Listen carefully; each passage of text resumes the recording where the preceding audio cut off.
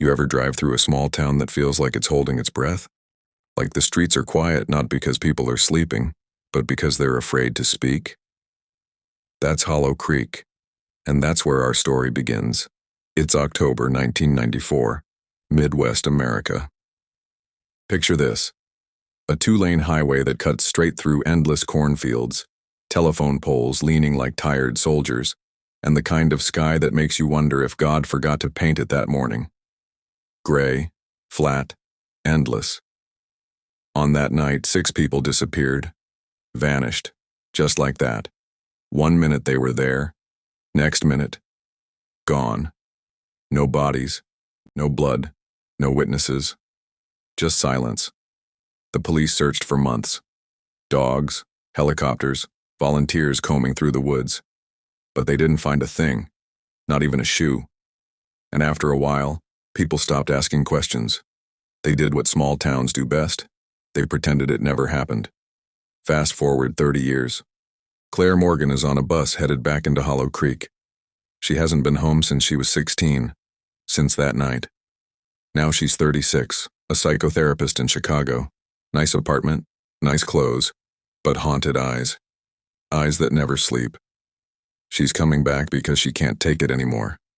The dreams, the voices, the face of her brother, Michael, frozen in her head like a photograph that never fades. The bus rattles down Miller Highway, suspension squeaking with every bump. Claire sits near the back, arms crossed, watching dead fields roll by. The driver is an old guy chewing gum like it owes him money. He catches her in the mirror. "You from around here?" he asks. Claire hesitates. "Used to be." "Most people don't come back," he says, eyes still fixed on the road. He doesn't say anything else. He doesn't have to. Hollow Creek hasn't changed. Gas station on the corner with a sign so faded you can't tell if it says food or flood. The diner with neon lights that flicker like they're about to give up. And the church, white steeple stabbing the sky, bell long gone silent. As the bus slows, Claire feels her chest tighten. She hasn't been here in decades, but the smell, the damp wood, the faint tang of smoke, drags her straight back. Back to that night. Claire's childhood home sits at the edge of town where the pavement turns to dirt. Paint peeling, porch sagging, windows dark like blind eyes. Her mother still lives there, a woman who aged too fast. Her hands tremble as she unlocks the door. "Why'd you come back, Claire?" she asks softly. "There's nothing here for you." Claire looks past her, sees the same wallpaper, the same staircase, the attic door, now nailed shut. "I had to," Claire whispers. "Michael's still here." Her mother flinches at the name. "Don't say it. Don't dig up the past." But the past is already awake. Claire can't sleep. The house creaks in ways it never did before. Every sound makes her skin prickle. She pours a glass of water, stands by the window. The street is empty, but she feels watched. Then, thump. Not upstairs, not outside. From the basement. She freezes, glass trembling in her hand. "Stay out of there, Claire," her mother's voice calls from the bedroom. Her heart hammers. She doesn't move. But the next morning she finds something slipped under her door. A scrap of paper. Shaky handwriting. They never left. That afternoon, Claire walks into the sheriff's office. She half expects the place to smell of donuts and stale coffee. Instead, it smells like dust and disinfectant. Ethan Hayes sits behind the desk. He was the golden boy once, the quarterback, the one everyone thought would leave town. But here he is, older, heavier, sheriff's badge pinned crooked. "Claire Morgan," he says, leaning back. "Didn't think I'd see you here again." She crosses her arms. "You were here the night Michael disappeared. You looked for him." Ethan sighs. "I looked for months, Claire. We all did. There's nothing left to find." But she sees it in his eyes. Something else. He knows more. The Hollow Creek Library smells the same as it did when she was a kid. Old paper and lemon cleaner. In the archives, boxes sit untouched. She finds one marked 1994. Inside, cassette tapes. Dusty. Labeled with dates. She pops one into the player. Static. Voices. Children laughing. And then, a man's voice. Urgent. Whispering. Don't let them look at the lake. Don't let them remember. Claire's hand freezes. The label reads, October 12th, 1994. The night they vanished. That evening, Claire walks to Morning Lake, the place kids used to dare each other to swim after dark. The water is black. Still, like glass. On the shore, she finds a tree. Names carved into the bark. 6 names. 5 crossed out. 1 untouched. Her brothers. The air grows colder. Claire swears she hears children laughing. Echoes carried on the wind. She whispers to the dark water, I'm not leaving. Not this time. Claire spends the next morning digging through the boxes in the attic, even though her mom told her not to. The attic door creaks when she forces it open. Dust explodes into the air like ash, choking her throat. Inside, old furniture draped in yellowed sheets, a trunk with rusted hinges, and on top of that trunk, a leather-bound journal. It isn't hers, isn't her brother's. But when she flips it open, her stomach turns. The first page reads, Memory is a fragile thing. They told us to forget. But forgetting isn't the same as erasing. Some of us still hear the children. Claire whispers the words out loud. Her voice shakes. She keeps reading. Page after page filled with rambling thoughts, cryptic lines, and sketches of the lake. The last page? Her brother's name. That night she tries to sleep, journal clutched to her chest like a shield. But around 2 a.m. the phone rings. Her heart leaps. She picks up. A man's voice. Low. Raspy. You shouldn't have come back. Click. The dial tone hums in her ear. No caller ID. She sits frozen in the dark, staring at the phone like it might ring again. Claire decides she can't ignore the basement anymore. The thumping sound won't leave her head. Flashlight in hand, she creeps down the stairs. The air is damp, heavy with mildew. The concrete floor is cold under her bare feet. She sweeps the light across the walls and stops. Children's drawings. Crude stick figures scrawled in chalk. 6 of them. And under the drawings, written in jagged letters, We never left. Her throat tightens. She backs up, flashlight trembling in her hand. Then the bulb flickers, and the chalk figures almost look like they're moving. The next day, Claire barges back into the sheriff's office, slams the journal on Ethan's desk. Explain this, she snaps. Ethan doesn't touch it, doesn't even look at it. He just rubs his temples. Where'd you find it? In my house, in the attic. Don't play dumb, Ethan, you know something. He exhales hard. Claire, there are things buried for a reason. Don't go digging them up. Buried? She echoes. Like Michael? Like the others? Ethan's jaw tightens. He doesn't answer, and that silence tells her more than words ever could. Claire tracks down Martha Lee, a retired nurse who used to work at Hollow Creek Hospital in the 90s. Everyone in town says she's not all there anymore. Her house is a fortress, locks on every door, curtains drawn, crucifixes nailed to the walls. At first, Martha won't open the door. But when Claire mentions her brother's name, Michael, the locks rattle, and the door creaks open a crack. Martha's eyes dart left and right. You shouldn't be here. I just want answers, Claire pleads.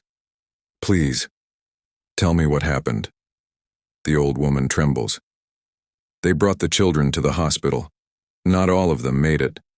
Some weren't meant to. What do you mean? Claire presses. They weren't taken. They were given. The door slams in her face. Back in the library, Claire digs deeper into the tapes.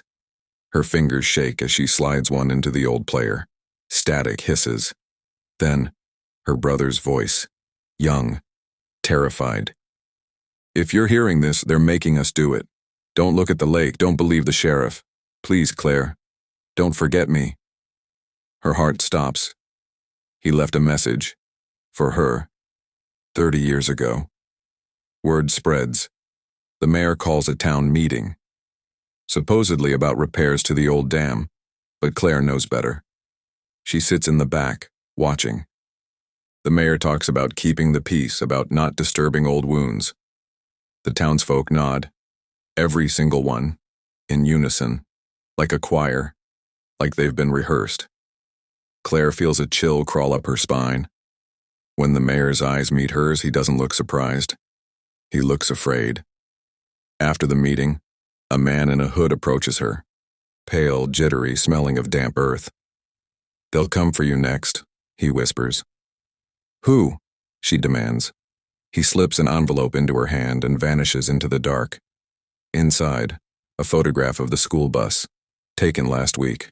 The bus is burned, blackened, but in the windows, shadows of children sitting in their seats. Claire stares at the photo, her hands trembling. For the first time, she wonders if this isn't just about her brother. Maybe it never was. Claire can't stop staring at the photograph, the burned bus, the shadows inside. It doesn't make sense. None of this makes sense. She decides to follow the only lead she has left. Hollow Creek Hospital, the place Martha Lee mentioned. The hospital's abandoned now, has been for years. Local kids used to dare each other to break in, but most wouldn't even step onto the property. They said it was cursed. Claire parks outside the rotting building. Windows boarded up, ivy crawling like veins over cracked brick. The air smells like mildew and rust. Inside, her flashlight cuts through thick dust. Papers litter the floor, medical charts yellowed with age. The silence is so deep she can hear her own heartbeat. In the basement archives, she finds boxes marked Project MN94. Her breath catches. She drags one open. Inside, medical charts. 6 names. Michael's among them. Each file has the same notes. Memory trial, compliance assessment, collective erasure. And at the bottom of every page, stamped in red ink, subject, missing. Claire storms into Ethan's office again, slamming the files on his desk. "You lied to me. You all lied to me." Ethan stiffens. His jaw tightens. He doesn't look at the files. Doesn't even touch them. "You don't understand," he mutters. "No," Claire spits. "You don't understand. My brother's name is in these files. He was part of this project, whatever the hell it was, and you covered it up." Ethan stands, slamming his fist against the desk so hard the coffee mug rattles. "We had no choice. It was either them or all of us." Claire's voice drops to a whisper. "What does that mean?" He looks at her then, eyes full of guilt, fear, and something else. Something darker. "You weren't supposed to come back, Claire." That night the house feels alive. Every creak is louder, every shadow longer. Claire lies awake, staring at the ceiling, journal clutched in her hands. Then she hears it. Whispers. Faint, drifting through the hall. Children's voices. She follows them, barefoot on the cold wood floor. The whispers lead her to the attic door, the one that was nailed shut. Except now, it's open. Inside, moonlight spills across the floor. Dust swirls like mist, and in the center, a circle of chalk. Small handprints smudged into the wood. Claire steps inside, heart racing. Her vision blurs. For a moment, she swears she sees 6 children standing there, their faces pale, eyes black, mouths moving in unison. She blinks. They're gone. Only the chalk remains. Back in her room, Claire grabs her recorder. She has to document this. She presses record, whispering into the mic. "My name is Claire Morgan. I don't know what's happening here. The children, they're still here. I saw them. I heard them. If something happens to me, if I disappear, don't let Hollow Creek erase me too." She stops the tape. But when she plays it back, her stomach drops. It isn't her voice on the recording, it's Michael's. Don't let them erase me, Claire. Don't forget me. Claire's hands shake as she bolts outside for air. The night is cold, sharp in her lungs. From the corner of the street, the hooded stranger steps out of the shadows. Same jittery movements, same pale face. You found the files, he says. Who are you? Claire demands. Someone who remembers, he replies. Someone who wasn't supposed to. He hands her another envelope. Inside, a torn page from the journal. The handwriting is Michael's. It reads, They wanted Claire. I took her place. If she ever comes back, tell her not to follow. Claire's throat tightens. The words blur. The stranger's voice drops to a whisper. They'll come for you next. Claire stumbles toward Morning Lake, journal page clutched in her fist. The water glows faintly in the moonlight, black surface rippling without wind. She kneels at the edge, breath trembling. Michael, I'm here. I'm not leaving you again. The water shifts. Tiny waves lap at her knees, and for a split second she sees him, her brother's reflection. Pale, older, eyes wide, his lips move. Run. The surface explodes. Hands, small, cold, dozens of them, shoot up from the water, grabbing at her wrists, her ankles. She screams, pulling back, stumbling onto the shore. And just like that, they vanish. The water is calm again, but on her arm, scratched into her skin, are two words. Too late. Claire stares at her arm, shaking. For the first time, she realizes she's not just chasing a mystery. She's already part of it. That night, Claire finally collapses into sleep. But it isn't rest. It's a trap. She dreams of the bus. The yellow paint faded, headlights broken, sitting in the woods like some giant animal that crawled there to die. The windows are fogged. She wipes one with her hand, and 6 faces stare back. Children. Mouths open in silent screams. One of them is Michael. But he's not 16. He's 36. Just like her. He presses his palm to the glass, and blood seeps through his fingers. Claire jerks awake, drenched in sweat, heart pounding so loud she swears it shakes the walls. She can't stop thinking about the torn page the stranger gave her, Michael's handwriting, his warning. If she ever comes back, tell her not to follow. Why would Michael try to keep her away? Did he know what would happen? Did he choose to disappear so she wouldn't? Her mind spins. Guilt coils around her chest like barbed wire. Desperate for answers, Claire returns to Martha Lee's house. The retired nurse doesn't open the door this time. She just speaks through it. You shouldn't be here, girl. You stir up ghosts when you dig where you don't belong. Claire's fists pound the wood. Tell me what they did to him. Tell me what they did to my brother. Martha's voice shakes. They wanted the ones who remembered too much. They wanted the ones who couldn't forget. That's why they took the children. That's why they wanted you. Then why Michael? Claire whispers. Silence. Then, because he loved you. The door stays shut. Claire stumbles back, tears burning her eyes. Claire sits alone in the Hollow Creek diner. The same cracked vinyl booths, the same buzzing neon sign. She remembers coming here with Michael. French fries, chocolate milkshakes, stupid laughter that seemed endless. Now the diner is quiet. Too quiet. The waitress sets down her coffee without a word, eyes glassy, smile stiff. Claire glances around. Every person in the diner is staring at her, not openly, but in flickers. Quick glances. Then heads turning back to their plates in eerie unison. It feels rehearsed, controlled. She can't breathe. She throws a few bills on the table and bolts into the night. He's waiting for her outside. The hooded stranger. His eyes hollow, his face pale. They're watching you, he mutters. Who are you? Claire demands. My name doesn't matter, he says. I'm what happens when you don't forget. I'm what happens when you remember too much. He presses another photograph into her hand. This time, It's a picture of her, taken that morning, standing at her mother's window. Her blood runs cold. How did you get this? He shakes his head. They did. And then he's gone. The next morning, Claire returns to Morning Lake. Fog crawls across the water, thick and heavy. The sun hasn't broken the horizon yet. She kneels at the shore, whispering her brother's name. Michael, I know you're here. I'm not leaving you again.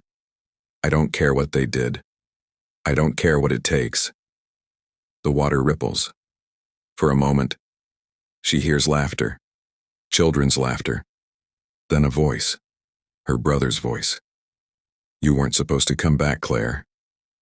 She stumbles back, tears spilling down her face. Then why do I keep hearing you? Why do I see you?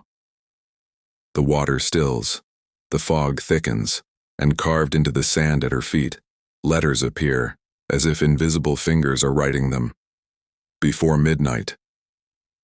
When she gets back to the house, her mother is waiting at the door. Her face is pale, her eyes wild. Stop this, Claire. Please. You don't know what you're dealing with. I know enough, Claire spits. I know Michael was taken because of me. I know you knew. And I know you've been hiding it all this time. Her mother trembles. You think you want the truth. But the truth will break you. Claire steps closer, voice low and sharp. Then let it break me. Her mother's lips press tight. Finally, she whispers, They came for you. That night. They wanted you. I begged them not to take you. I offered Michael instead. The words hit harder than any scream. Claire stumbles back, shaking. You traded him? Her mother's eyes fill with tears. I thought I was saving you. Claire's voice cracks. You destroyed me. She runs upstairs, slamming the door. In her room, she leans against the dresser, sobbing. She lifts her head and freezes. Her reflection isn't crying. Her reflection is smiling. And then it whispers, He's not your brother anymore. He's mine. The mirror splinters. Claire screams. Claire collapses on the floor, glass shards cutting her hands. For the first time, she wonders if she's losing her mind, or if Hollow Creek is taking it from her piece by piece. Claire can't sleep. She sits in her childhood bedroom, blood still fresh on her hands from the shattered mirror. The journal lies open on her lap, pages covered in frantic scrawls. She sets up her recorder again. It's 2:17 a.m. My name is Claire Morgan. I don't know if this is real anymore. The voices, the faces, the mirror. A loud click interrupts her. The recorder stops by itself. When she presses play, a different voice comes through. Not hers, not Michael's. It's Ethan, the sheriff. Project Mnemosyne was never shut down. We just stopped calling it that. Hollow Creek is the experiment now. Her blood runs cold. How did his voice get on the tape? She just bought these blank cassettes in Chicago. The next morning, she marches back into the sheriff's office, throws the recorder on his desk, presses play. His face goes pale as his own voice fills the room. You recorded me, he stammers. I didn't. That tape was blank until last night. Ethan slams it off. You don't understand how dangerous this is. Then tell me, she snaps. He grips the edge of the desk, knuckles white. It wasn't just the kids. The project was about memory, collective memory. They were trying to prove you could erase an entire event from a community, wipe it clean, replace it with something else. Claire's stomach twists. And Michael? Ethan swallows. His eyes drop. Michael was never supposed to be taken. You were. That evening, Claire finds the hooded stranger waiting outside her house. He's shaking, eyes darting like a hunted animal. You talked to the sheriff, he says. That was a mistake. Why? She demands. Because he's part of it. They all are. This whole town. You think they're living normal lives? They're not. They're prisoners. They don't even know it. He hands her another photo. This one shows the lake at night. the water glowing faintly, and in the reflection, not the moon, not the trees, but the school bus, half submerged. The stranger leans close. They never left. That night, Claire forces herself back into the basement. She can't stay away. The drawings on the wall have changed. Where there were 6 stick figures before, now there are 7. 7. The new one has long hair, a small line scribbled above the head. See Claire. Her knees weaken. She drops the flashlight. The beam spins across the wall, landing on something else. A box she hasn't noticed before, rusted, tucked behind a pile of old crates. Inside, she finds a cassette tape, label worn, but still readable. Subject 07, Claire Morgan. Her breath shatters. Back upstairs, she plays the tape. At first, only static. Then a girl's voice. Her own voice. 16 years old. If you're hearing this, it means they failed. They tried to take me. But Michael, he wouldn't let them. He took my place. Please, if I forget, don't let me forget. Claire's hands shake. She covers her mouth. Her younger self knew. Her younger self remembered. And now, she feels the walls of her mind start to crack. Desperate for air, Claire walks through Hollow Creek after dark. The streets are empty. Windows glow faintly, but no one moves inside. She passes the diner. The neon sign buzzes. Through the glass, she sees the same people as before. Same seats, same stiff smiles. Like they never left. She hurries past, heartbeat hammering. On Main Street, she hears it. Children's laughter echoing through the alley. She spins around, flashlight cutting through the dark. Empty. But when she lowers the light, she sees small muddy footprints leading straight toward her. And then they stop, right at her feet. When she returns home, the house feels wrong. The walls seem to breathe, wood creaking in long, steady rhythms like lungs. Upstairs, her mother sits in the rocking chair, humming a lullaby Claire hasn't heard since childhood. But the song is off. Too slow. Too heavy. Mom? Claire whispers. Her mother's head turns. Her eyes are glazed. You should have stayed gone. Claire backs away. What did you do to me? Her mother smiles faintly. We all agreed, Claire. Someone had to be given. Michael chose. You were spared.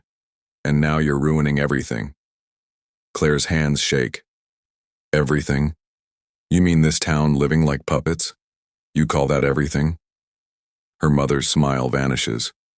Her voice drops cold and final. You're not supposed to be here. Claire stumbles back, staring at the woman who raised her. For the first time, she isn't sure if it's really her mother sitting in that chair or something else wearing her face. Claire can't move. Her mother rocks back and forth in the chair, humming that broken lullaby. The same tune Michael used to mock his kids, the creepy song Mom sings. But tonight, it sounds like a ritual. Each note drags like chains pulled across stone. Claire whispers, Mom, stop.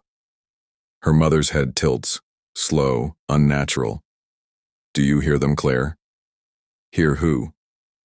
The children. They never left. Claire's skin crawls. She bolts from the room, slamming the door. The lullaby seeps through the wood, low and heavy, echoing inside her skull. In her room, she finds another scrap of paper on her pillow. Same shaky handwriting as before. Don't trust her. She gave you away once. She'll do it again. Claire crumples the note in her fist, chest heaving. Who's leaving these? The stranger? Michael? Or her own fractured mind? Minutes later, headlights cut across the window. A car door slams. Then a knock. Hard. Deliberate. Ethan. He doesn't wait for an invite. Pushes inside, eyes darting. You need to stop this, Claire.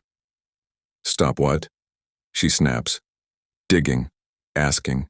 Stirring it all up. You're putting yourself in danger. Danger from what? Or should I say who? His jaw tightens. You think you want the truth, but it'll destroy you. Then let it, she hisses. For a moment, his face softens. I tried to protect you back then, we all did, but Michael... He swallows. Michael made a choice. And we let him. Claire stares, fury boiling. You let him? He was 16. Ethan doesn't answer. He just mutters, don't go near the lake again, and storms out.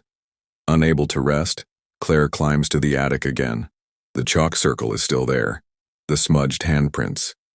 She kneels inside the circle, clutching the journal. Michael, if you can hear me, give me a sign, please. The air grows heavy. Her breath fogs. And then, a voice, small, broken, a child's voice. Claire, it hurts. Her body freezes. Michael. The journal flips open by itself. Pages flutter until they stop on one line scrawled so hard the paper tore. Don't follow. Back downstairs, the phone rings. She grabs it.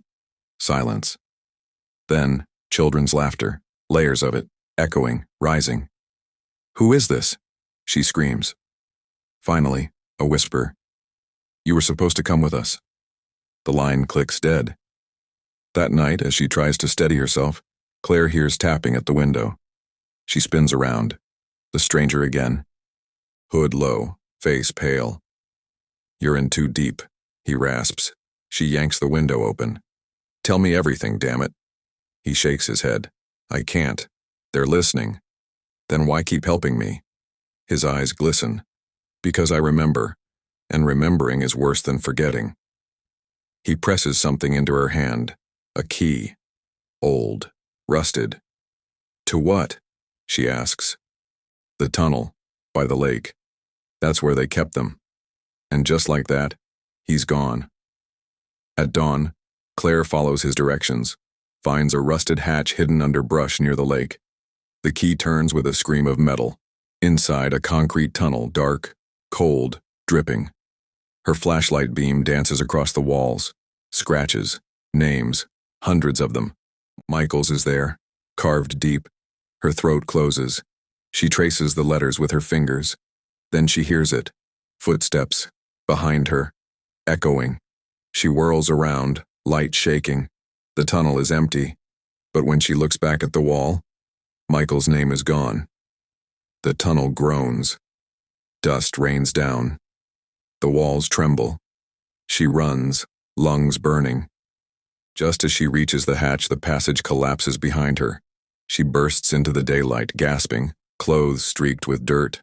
On her arm, fresh scratches, not from debris, words carved into her skin. Don't let them erase you. That night, Hollow Creek feels different. Wrong. Streetlights flicker. Houses stand dark, though cars sit in driveways. Claire wanders Main Street. The diner is open, neon buzzing. But when she looks inside, every person inside turns their head at the exact same second, every pair of eyes on her. She stumbles back, runs, heart pounding like it might split her chest. She slams her front door shut, sliding the bolt, collapses against it, trembling. From upstairs, her mother's voice drifts down, sweet, calm. Welcome home, Claire. But Claire knows it isn't her mother speaking anymore. The town is silent that night. Too silent.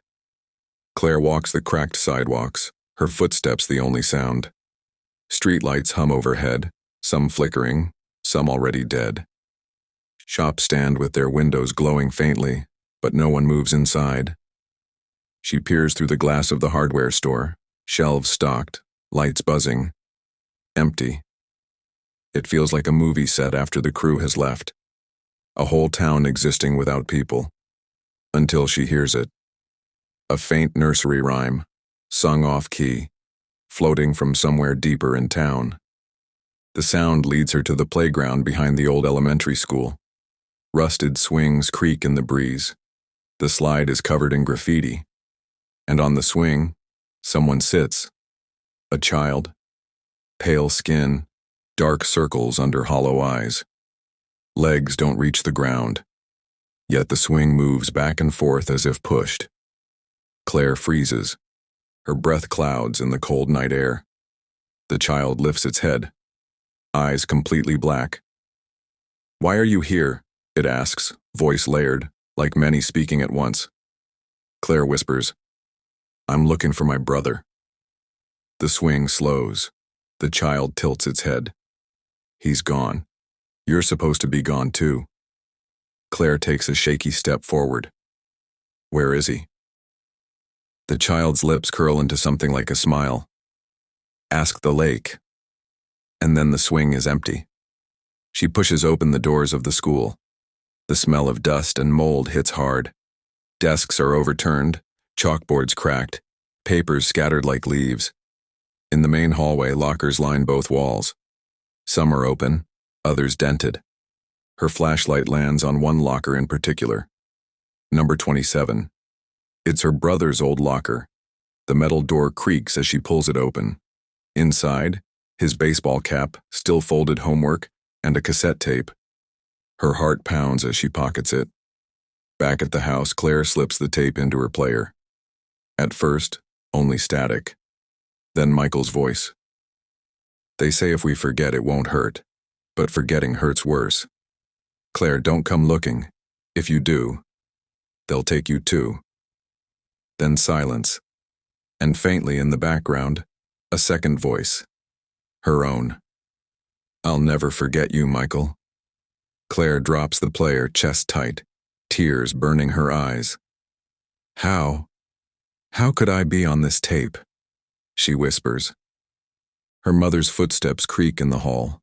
Claire grabs an old photo album from the shelf, flipping through pages. Family vacations, birthday parties. But when she reaches the year 1994, there are blank pages, entire sections ripped out. She stares at the empty paper, heart hammering. "What did you do?" she whispers. Her mother steps into the room, eyes cold. "You weren't supposed to look." Claire holds up the album. "Where are the pictures?" Her mother's lips tighten. "There were never any pictures." Claire's voice breaks. "Stop lying." Her mother leans closer, whispering like a snake.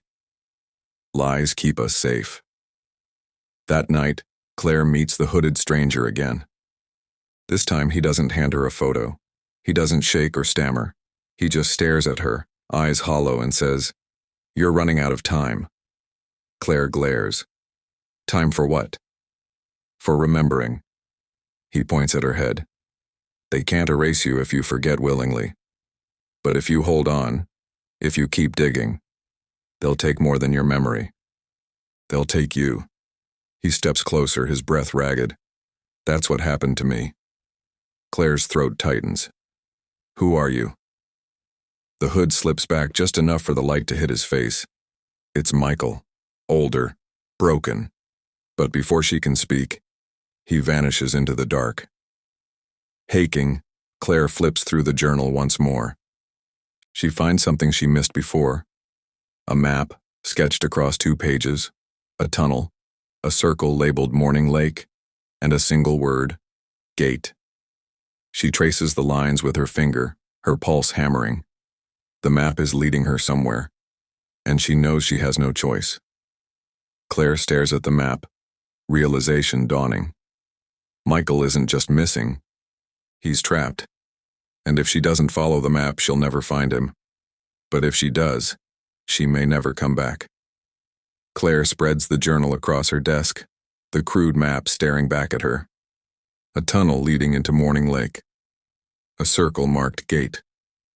She whispers to herself, "Gate to what?" Her hands shake as she copies the sketch onto fresh paper, folding it into her pocket. Something deep inside tells her this isn't just a drawing, it's an instruction. Her mother bursts into the room without knocking, eyes wide, face pale. "You found it," she hisses. "The map. Burn it. Forget it." Claire stands, voice sharp. "You've been lying to me my whole life.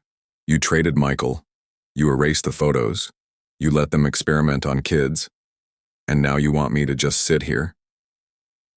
Tears shine in her mother's eyes, but her voice stays cold. You think you're strong enough to face them? You're not. Michael knew that. That's why he went instead of you. Claire's throat tightens. He was 16. He didn't choose. You made him. Her mother's lip trembles, but she doesn't answer. Instead, she steps back into the hallway and whispers, "Don't follow the map, Claire. It won't take you to him.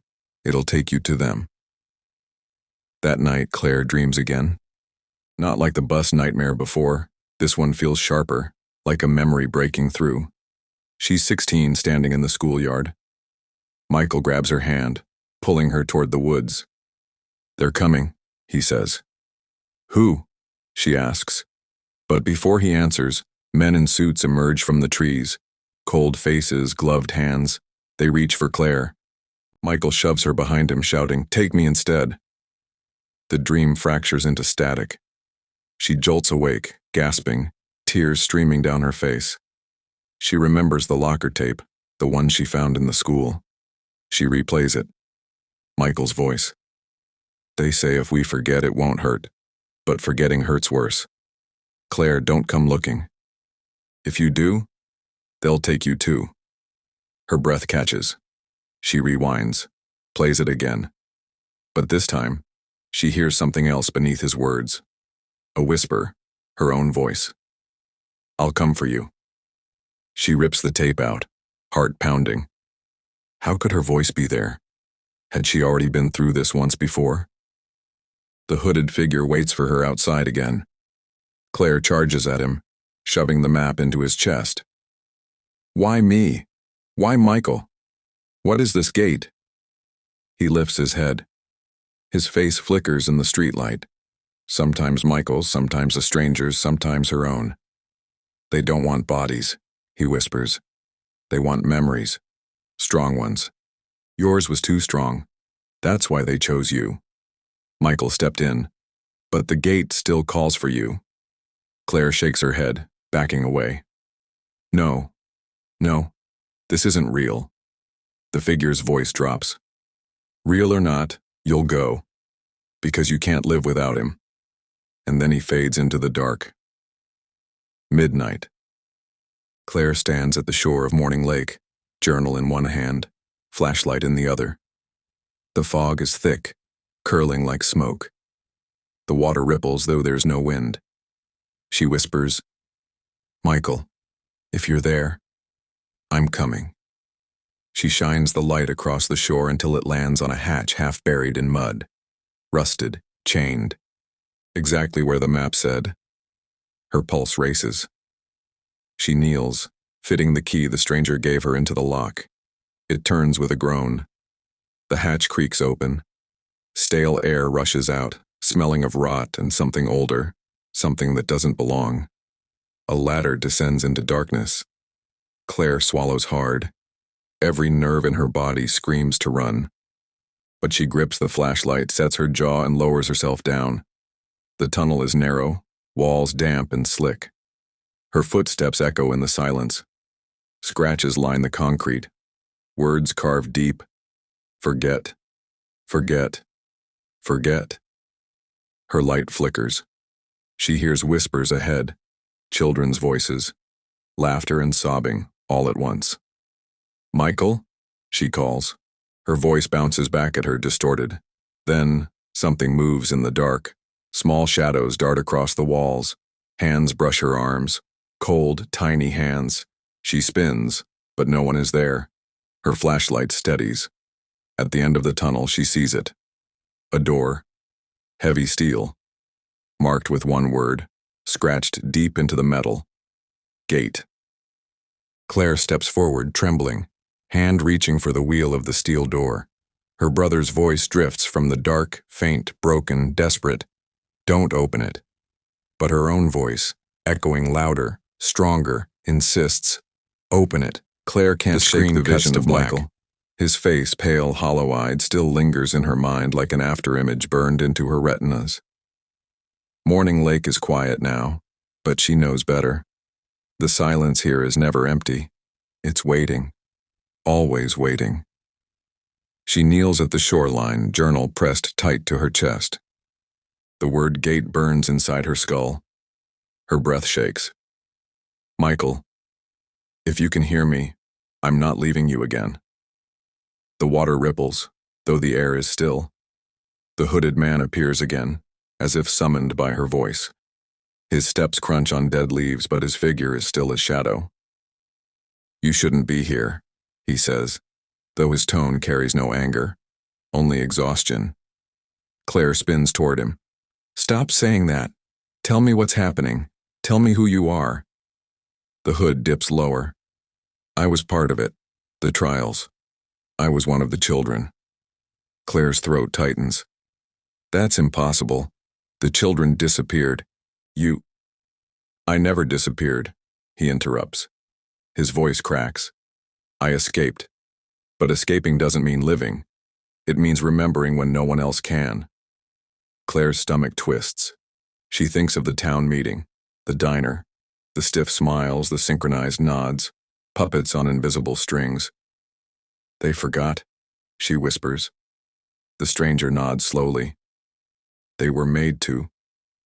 Claire clutches the tape recorder she brought from the chamber. Her thumb hovers over play. The stranger stiffens. Don't. I have to. Static fills the air, sharp and grating. Then Ethan's voice again. Trial 12 commenced. Subject 7 resistant. Replace with sibling. Termination approved. Claire's chest heaves. She slams stop. Subject 7, she says through clenched teeth. That was me. The stranger lowers his head. Yes, you were supposed to vanish that night. But Michael, he gave himself to the gate in your place. Her eyes burn. So all of this, everything, is my fault. He shakes his head. No, it's theirs. The ones who built this. The ones who fed the gate. Claire can't stop herself. She returns to Hollow Creek Hospital, this time pushing deeper into the abandoned wards. The walls hum faintly, as if electricity still snakes through old wires. Doors creak open to reveal exam rooms, beds lined with straps. On one bed, initials are scratched into the metal. M.M. Michael Morgan. She runs her hand over the letters, throat tight. For a moment, she swears the metal is warm. A sound draws her deeper. A soft humming. A lullaby. Her mother's lullaby. But her mother isn't here. She finds a door with broken glass. Inside, cabinets stuffed with files. She tears one open. Pages spill across the floor. Each file is stamped, Project MN94. Each lists a child. She flips through them, hands trembling. Ages 8 to 16. Photos stapled to the corner of each page. Every photo has the eyes blacked out with ink. She finds Michael's file. His photo is untouched. And under notes, replacement successful, memory extraction incomplete. She stumbles back, clutching the file. Her flashlight swings wildly across the room, and in the corner, she sees him. Michael, not 16, not 36, both. His face flickers between the boy she lost and the man she imagines he'd be now. He whispers, "Why didn't you stop them?" Tears streak Claire's face. "I didn't know. I was just a kid." Michael tilts his head. "And now you do." The lights explode, plunging the room into darkness. When she shines her flashlight again, the corner is empty. Ethan is waiting outside the hospital. His cruiser blocks her car. "Jesus, Claire, what are you doing in there?" "You knew," she snaps, waving the file in his face. "You knew about all of it." His jaw tightens. He glances around like the shadows are listening. "Keep your voice down. They experimented on kids, they took Michael, and you let it happen." He grabs her arm, voice low and sharp. "Do you think I had a choice? Do you think anyone did? This town was picked. We were the experiment. And the only reason you're alive is because Michael gave himself up." Her eyes blaze. "Then help me get him back." Ethan's face hardens. "You don't get him back. That's not how this works. You walk away. You forget. You live." That's the only way to survive Hollow Creek. He lets go of her arm. His voice cracks. Don't come back here again. And then he's gone. That night, Claire sits on the edge of her bed, Michael's file in her lap. Her reflection in the mirror across the room stares back, pale and exhausted. She whispers, "I won't let them erase you." Her reflection moves, but Claire doesn't. The reflection leans closer, lips twisting into a cruel smile. "He's already gone, Claire, and you're next." The glass cracks down the middle. Claire screams. Claire collapses to the floor, heart racing, the broken mirror reflecting not one Claire, but two. And in the cracks, she sees children's faces, watching, smiling, waiting. The night pressed down on Morning Lake like a weight. The kind of silence that wasn't peace, it was pressure. The sound of insects outside seemed wrong.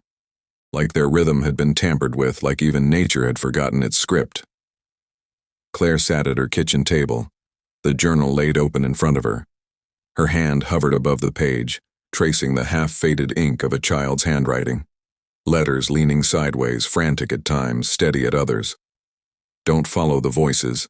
They only sound like us, they're not." She swallowed hard. The words had been written by Tommy, her brother. Her brother who vanished 37 years ago. The old cassette player Sheriff Lana Whitaker had handed her earlier sat on the table too, its buttons worn smooth. Claire had been too afraid to press play before. Now, with whiskey warming her throat and her heart pounding against her ribs, she pushed the button. The tape hissed. Static scratched the air. Then, a voice. Thin, trembling. A child. "It's cold here, but it's not the woods. I don't think time works right. I see us, but it's not us. They wear our faces. They tell me to stay quiet. I can't." The tape screeched, cut off. Claire jerked the recorder back like it had burned her. Her mind flooded with memories she didn't want. Tommy's backpack by the door that morning in 1986, his sneakers half untied, the way he grinned when he told her not to worry. "It's just a field trip." She stood abruptly, chair legs scraping the floor, and almost screamed when she noticed the shadow outside her window. Someone was standing by the tree line. Watching, Claire yanked the door open, stormed into the night, flashlight beam slicing through the dark. "Who's there?"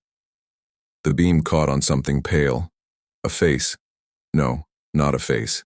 It looked like one. Familiar. Her breath caught. "Tommy." "Claire." His voice carried low, strange. Her chest collapsed inward. Her throat burned. "Tommy?" He tilted his head just slightly, like a puppet waiting for command. His eyes didn't blink. "I waited for you." Her body froze. Something inside screamed run, but her feet dragged her closer. "You can't be here," she whispered, trembling. "I am here." The flashlight flickered. For half a second, his face wasn't Tommy's. It was blurred like water washing away ink. Then, back again. Claire gasped, stumbling backward. The figure turned, vanished into the trees without a sound. She dropped to her knees, gasping for air, the taste of iron sharp on her tongue. The next morning the town gathered in the church hall, wooden floors groaning under nervous feet, whispers floating like restless ghosts. Sheriff Whitaker stood at the front, her badge gleaming under weak yellow lights. Claire sat near the back, heart pounding, the journal clutched in her lap. "Folks," Lana began, voice steady. "The bus was found. Empty, preserved, but not untouched." Gasps, murmurs. A man near the front raised his hand. You saying the kids are still out there?" Lana hesitated, just for a heartbeat, then nodded. "We have reason to believe something happened that day that wasn't natural." The room erupted, voices overlapping, fear twisting into anger. "They were taken." "No, they ran away." "You think the government's behind it?" Claire rose to her feet. The room quieted, eyes snapping toward her. "They didn't just vanish," she said. her voice breaking but strong. They were erased. Someone, something, wanted us to forget. Whispers again. Someone muttered, "She's losing it." Claire raised the journal high. "This is proof. Tommy wrote this. They weren't supposed to make it to Morning Lake. The bus was never meant to arrive." Her hand shook, but her words landed heavy. Sheriff Whitaker's eyes softened. "Claire."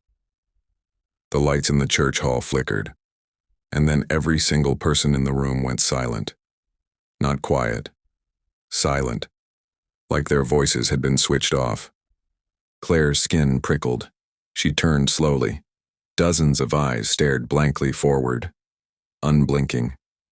Empty. "Lana," Claire whispered. The sheriff didn't answer. Her lips parted, but no sound came. Claire stumbled backward, panic clawing at her chest. Then, one voice. Soft. Sweet. A child's voice. From the back of the church hall. "You came back for us." Claire whipped around. A little girl stood there, dress torn and dirty like she had been lost in the woods for years. Mud streaked her legs. Her eyes were too old for her face. Claire's knees nearly gave out. Who are you?" The girl smiled faintly. "I was with them. On the bus." The words dropped like stones. Claire's mouth dried. "No one remembers me, not even my mom. But you do. You brought me back." The lights flickered again. The people in the room all blinked, like someone had turned their power back on. Conversations resumed mid-sentence as if nothing had happened, except the girl was gone.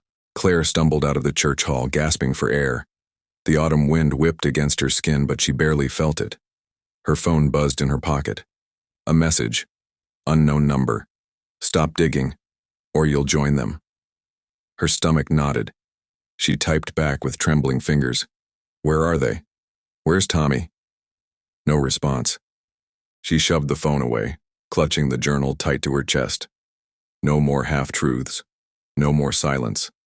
She was going to find her brother, even if it meant tearing the entire town apart. The storm rolled in fast. Clouds churned over Morning Lake like bruises spreading across the sky, purple and black with veins of lightning. Claire drove with her hands white-knuckled on the wheel, headlights carving a narrow tunnel through the rain. The journal lay open on the passenger seat, pages fluttering as though some unseen hand was trying to read along. The last entry she had found still echoed in her head. "They say we'll see home again, but not the same one. If you find this, don't look for us. It isn't safe where we are." Her brother's voice scratched behind her ribs, pulling her forward and tearing her apart at the same time. She parked by the barricades where the construction crew had dug up the bus. The rain made the mud soft, sucking at her boots as she pushed into the tree line. Every step felt like memory, déjà vu twisted into dread. The forest was alive with sound. Branches swayed, leaves hissed, but underneath, something hummed. A low, steady vibration, like wires strung too tight. Her flashlight beam skimmed across the hollow where the bus had been unearthed. And there it was again. The bus. Empty. Perfectly preserved. Its yellow paint gleamed wet under the storm, like time had never touched it. Claire's chest locked as she pulled the door handle. It groaned open, releasing a stale breath of air that smelled faintly of rust and something sweet, like old fruit. The seats were lined up in perfect rows. Gum stuck under the benches, little carvings scratched into plastic backs. She half expected to hear children laughing. Instead, she heard a whisper. "Claire." She froze, pulse hammering. It came from the back. Slowly, she walked down the aisle, flashlight trembling. Her beam landed on something wedged between two seats. A cassette tape.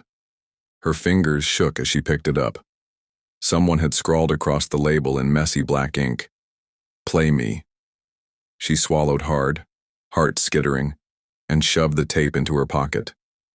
Her breath fogged the windows as she turned to leave, but the fog thickened unnaturally, covering the glass like frost.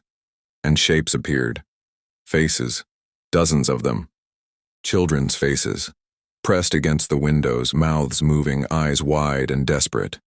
She staggered back, whispering, "No, no, this isn't real." The faces moved in unison, lips forming the same words. "We never left." Claire slammed the bus door behind her and stumbled into the rain.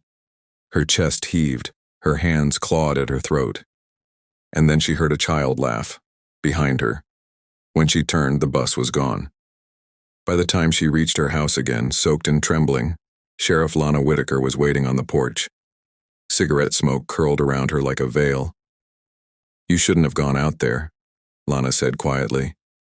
Claire's voice cracked. You knew they weren't dead." Lana's face hardened, shadowed by the porch light. "Knowing and surviving are two different things. You think I haven't seen them? The copies? They wear our people's faces. They walk like us. But they're not us." Claire's jaw clenched. "Then help me.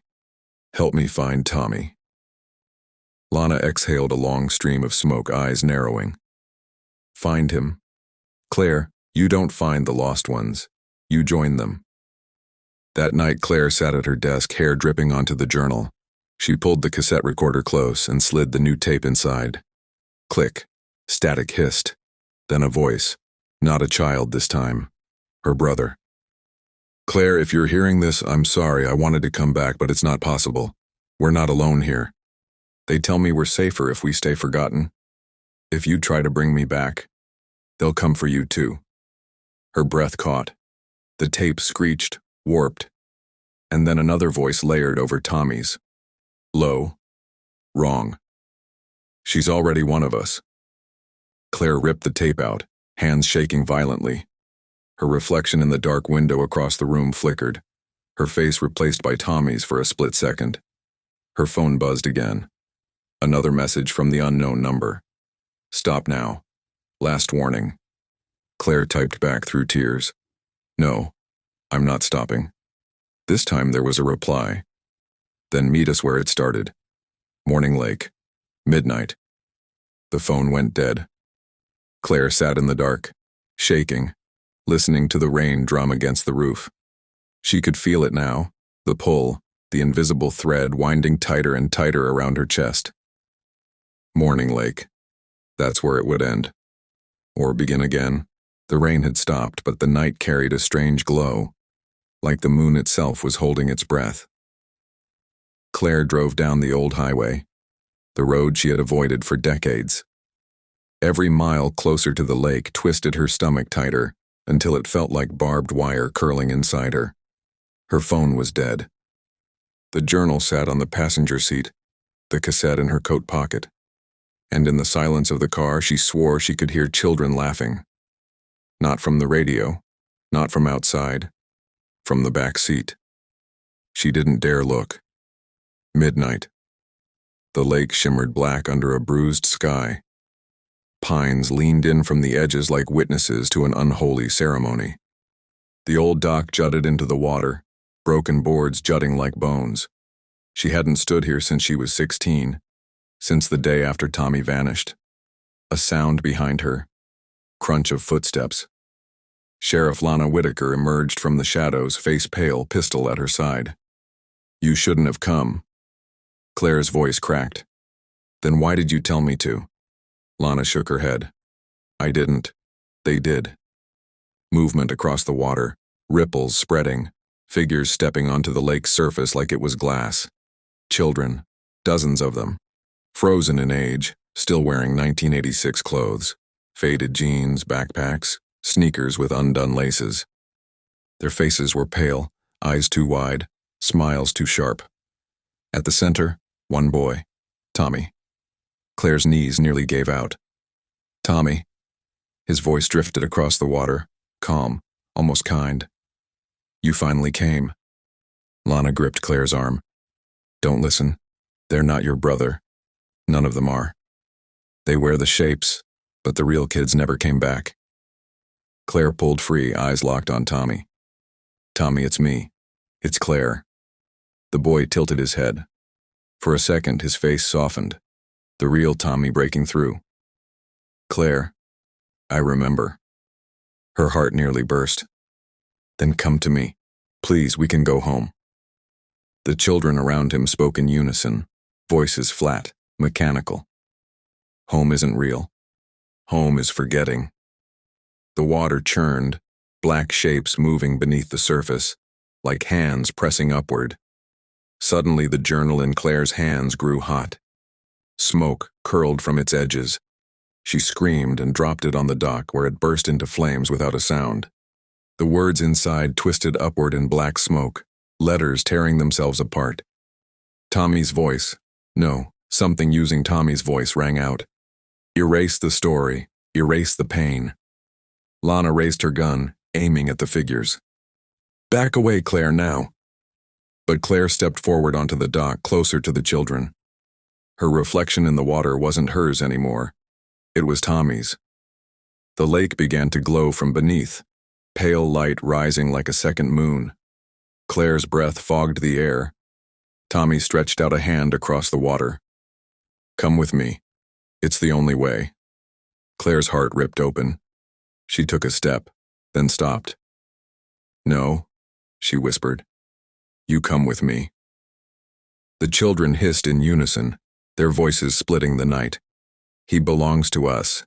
You all do." The dock groaned, boards snapping as unseen weight pressed down. Lana fired her pistol, shots cracking across the water, but the bullets vanished into the glow. Suddenly the water surged upward, grabbing Claire by the ankles like living hands. She screamed, yanking against the pull. Tommy's face flickered again, half real, half monstrous. "You can't save me." Claire roared back, every nerve on fire. "Yes, I can." She hurled herself forward, crashing into the water.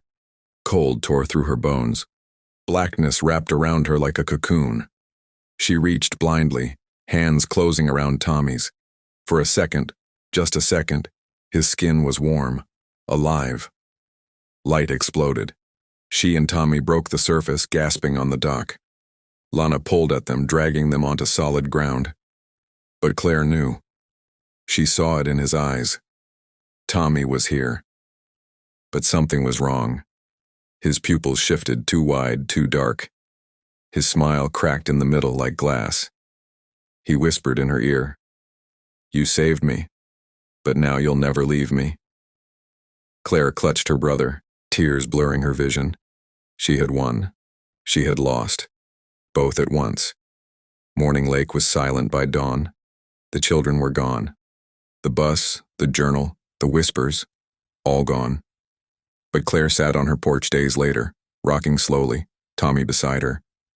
To the neighbors, he looked fine, alive, whole. But Claire knew. At night he whispered things no child should know. At times she swore her reflection moved when she didn't. And her own mind, fractured. Dreams bled into waking. The line between reality and illusion crumbled. She saved her brother. But she had lost herself. A cassette tape clicks on. Claire's voice, older now, fragile but steady. Some say the children vanished. Others say they were erased. I say they came home, but not as they were. If you find this, don't follow the voices. Don't go near the lake. Some stories aren't meant to be finished. They're meant to warn you. Static. Silence.